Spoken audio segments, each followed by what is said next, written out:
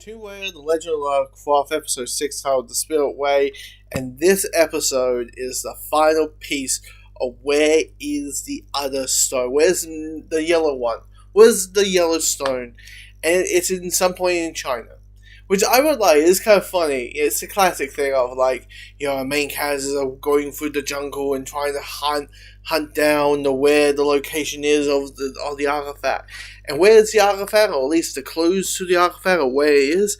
Oh, simple. Some tourist place.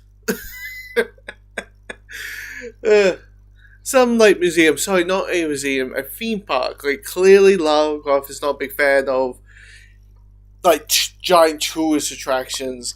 She's like, if you want to learn something, you learn from a actual museum. You don't learn from like a big tourist place where it's like, hey, here's the tree, but the tree is actually made out of styrofoam.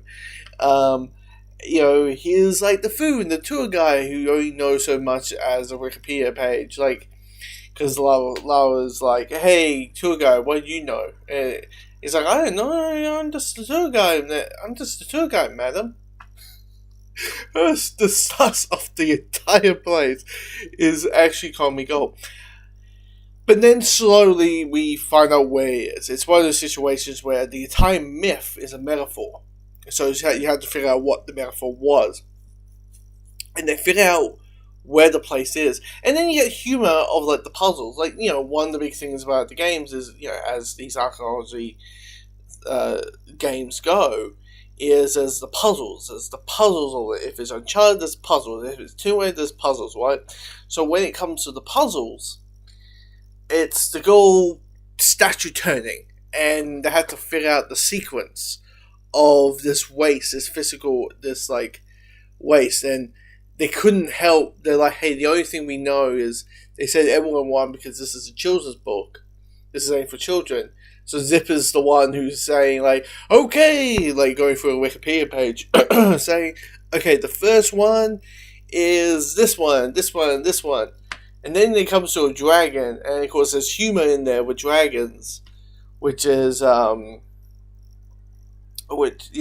it comes to dragons, it's kind of a little bit of funniness, because it's how does a bunny and a ox be a dragon? How does that work in a waste? That doesn't make any sense. Did someone suddenly just knock off? Is it like a fox and a hound kind of thing? The rabbit and the turtle. So, turtle the hare. That's what it's, turtle the hare. It's this situation. Did the damn thing start to knock off for a second? I was like, how does that work? But then we get that final piece. Now we have an idea of, you kind of want to see what does the artifact look like in its full power. But the scenes, the final 5 minutes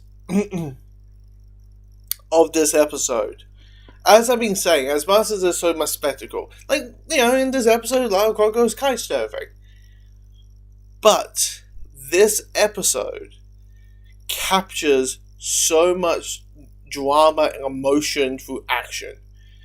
Before you have Lara Croft shooting a bow and arrow, and my guess it's the final time she shoots that bow and arrow, because in the trailers she gets the double pistols, which I'm posted into.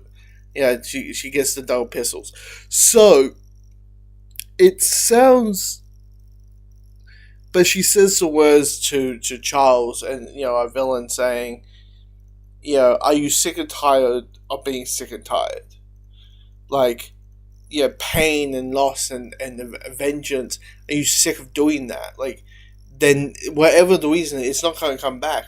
Because what happened is Lara is going this journey of realizing that the people who die ain't coming back, and the memories.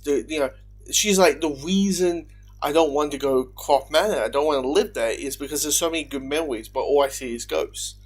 And it's all she sees is the grieving, and she's holding herself in. And I love how Jacob says in the plane, which is, it's okay to grieve. It's alright to shed a tear and miss them, and But move. You need to keep for and miss them. Okay, miss them. So like the show here, and miss them, and occasionally. But you let you don't have to be clunch in. You don't need to prove. You're not proving anyone if you're holding yourself together. You're using the archaeology stuff as an escape to hide your grief. And it's one thing to be like, searching for the lost city of Atlantis or whatever, because I think it's the first game. But in the lost city of Atlantis, it's one thing to do that. Just for the fun and the thrill and the chase and all that. But when we can tell there's something more deeper in there, that's when things are going. That's when we start questioning it. So it all goes down to when that moment happens, where with the line, "Are you sick and tired of being sick and tired?" It's just like it says a lot of the character, and then she gets kicked off a cliff, and you have a good 3 minutes of her just like crawling over and like getting up and up this mountain, failing and building herself up again, and she's doing all those things. But the problem, she's doing all these things, and you can kind of tell like when she's back in her, when she's full health again in the next 2 episodes. She's now the more classical version of Lara Croft. She's the more classical version, not just because she's probably going to get the double pistols. It's because her personality is this. It's, the reboot trilogy was kind of like an origin story, and this is kind of like the final piece of that origin story. So, but again, there's 2 seasons, so they could always just like say, well, she doesn't become the Lara Croft until like the 2nd season, which could be a possibility. But I'm digging this show. When it gets to season 2, when season 2 comes out, it might get next year or 2026. I will be on board because as much as there's a lot of drama here, a lot of character stuff in here. So yeah, come on, if you've seen the episode, let me